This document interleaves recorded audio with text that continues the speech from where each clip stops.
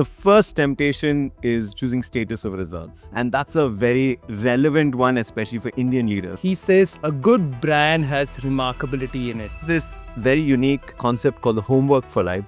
At the end of the day, he sits down and he writes a couple of moments from the day that could one day be a story. Small evidence-based interventions actually can transform lives more effectively than like huge grand reforms.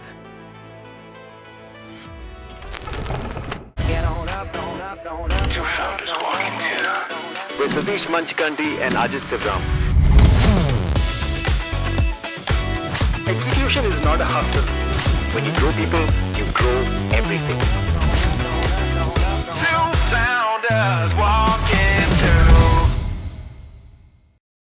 Today we want to share with you 5 books that dramatically changed our leadership journey. Since this is a list for CEOs, I thought we should add a CEO book in here. Was 5 Temptations of a CEO. And this I read many years ago. It's probably about 20, 25 years ago. And very early in my journey of leadership, of just leading teams. One thing, it was written by Patrick Lencioni. If you read any of his books, and you should, they are all in a story format. They're so easy to read.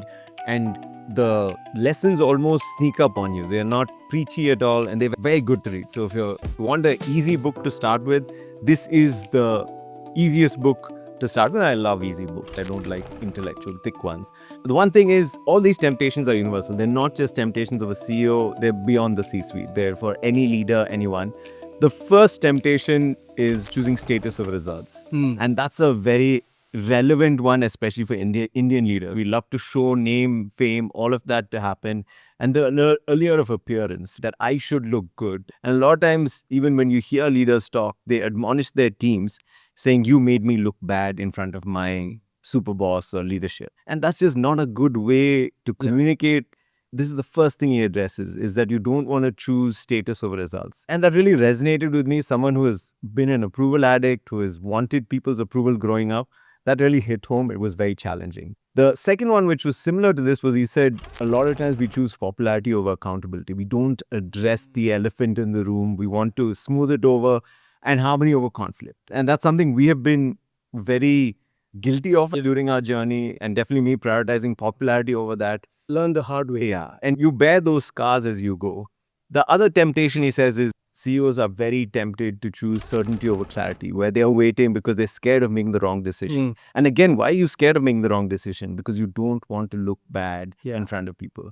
Rather, you want to risk, and you want to say, hey, I've got some clarity. I'm going to go with the numbers that we have, with the decision we have. To me, this is a great book because it's simple, relatable. You can read it in a couple of settings, and you can implement it immediately. And it really hits home to some of the slightly deeper issues, which are more heart than head. And that's the best thing about Patrick Lencioni. Patrick gets it so close to home. All his books are like that, where you really, as you read, whoa, this is me. This is so real. And he's got a special knack to just call it out. I'm going to talk about Purple Cow. I think one thing that both of us have been very conscious of right from the beginning is the kind of brand we want to build. Brand was always an important thing. We've always taken special attention to how we kind of shape it, how do we position it. And no one has influenced us more than Seth Godin. And his Purple Cow, again, is a very simple book and has a very simple and sticky metaphor. Like, the whole essence behind Purple Cow is, say you're driving and you see a Jersey black and white cow. You're not going to stop or think about it. You'll just... Not in India, at least. Not in India, at least. In most part of the world. You'll just keep driving. You will not notice it. But what if you see a purple cow? You're going to stop your car, you're going to take pictures, and you're going to tell everybody about it. In other words, you're going to remark about it. And that is what remarkability, he says, a good brand has remarkability in it. Where people look at it and they make a remark about it. And understanding that, in a world where you're overwhelming noise, we said, hey, we want to create a brand that is Purple Cow. And that idea became our North Star in terms of what kind of brand we wanted to build. We started building that remarkability in everything we built as part of experience. Let it be our design, let it be our culture, let it be our volunteer experience. We make sure that there is remarkability about it, even in small details. So just to give you a small example, one of the simplest things we do is over the span of 15 years, Mm. what we have tried very hard not to do at all is sell our merch. Our merch is for the people who are part of the community, number one.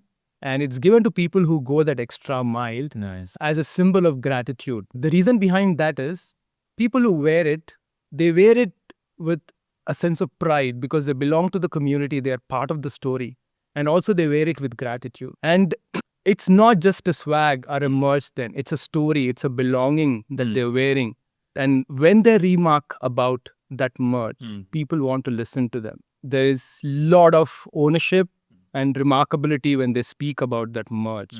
And that is what Purple Cow has done for us. I love that, yeah. One of the things Seth Godin has always been good at is to be able to tell your story and differentiate yourself from everyone else. And as a CEO, that's a skill you have to build, is how do I differentiate my story from everyone else's story?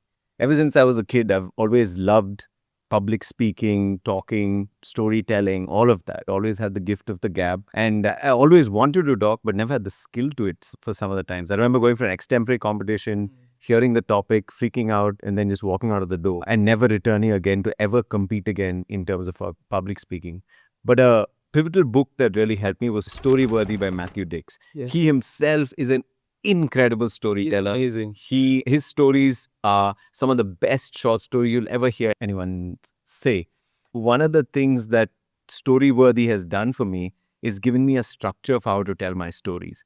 And it became my favorite storytelling guide that now I have shared with so many people. It's almost like it is my framework. He does two things. One is he helps people uncover the hidden narratives in their everyday life. So his stories are about his life. It's not about a business concept or any of that. And he has this very unique concept called the homework for life. So every evening at the end of the day, he sits down and he writes a couple of moments from the day that could one day be a story. And then he builds this massive bank of stories that are an endless supply for any talk, for any situation. Because we all have these fading moments that if you don't capture on the day, you're not going to remember 10 days from now. The thing Abhi tells you, or something that happened with Jenny, or something that happened at work. And it's a skill you have really. We both will go for the same event, experience the same thing, and you've made a talk out of it. And I'm like, what? Nothing happened that day. But that's a skill of finding the story in the moment. That's one of the best things he talks about. You have a million stories within you. You need to find them. The other thing was just, which I love, which he talks about how to tell a story. He essentially talks about every story starts at the exact opposite of its end. So if the story ends with you finding purpose, you need to start the story a moment in time where you lacked purpose. And he invites people to say, start a story with a place, with a time. So you can say, hey, when I walked into this person's home, I stepped over the door and everyone's with you in that home. So I love that, the way he gives you small frameworks that help you tell your stories better, which is a great tool for every CEO. Because it's sharing a bit of who you are, not just a business concept, which is a big part of storytelling, especially when you're leading companies. And Yes, very true. Definitely a book that helped me find some of these stories from every day. And I love that. And I continue to keep finding those stories. One last book from me before you go is Poor Economics. And we came across this book very early on in our journey. You and I were still very young. We were doing meaningful work. It wasn't when you're young, you're still trying to figure out, make sense of the larger picture. Is the work we are doing, how does it fit in the scheme of larger thing? That are we really making an impact? And that's when we came across this book written by Ajit Banerjee and Esther Duflo, yeah.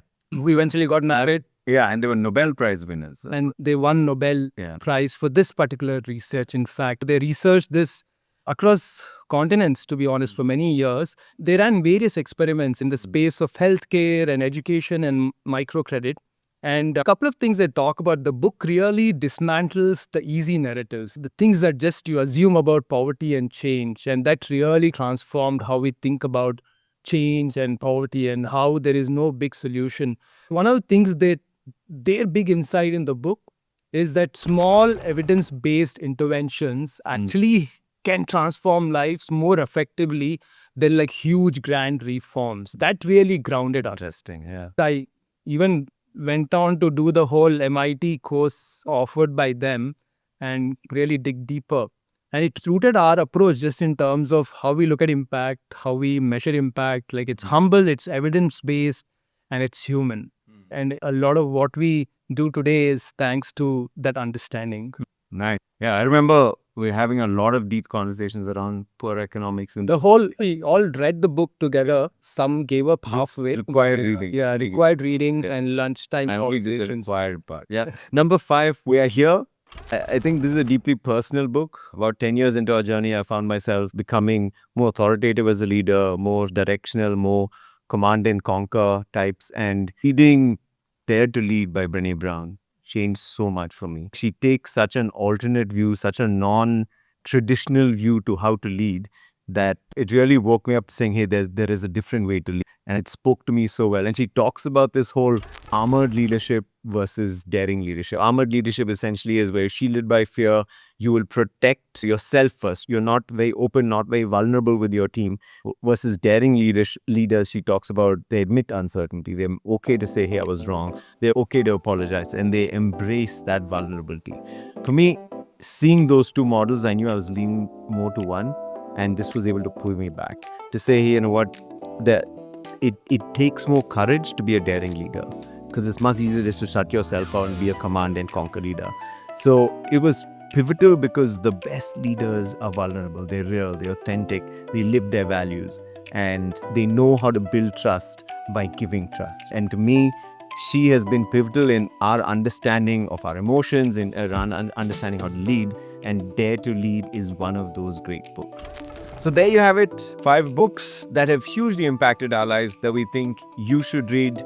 Let us know what you think in the comments. Like and subscribe.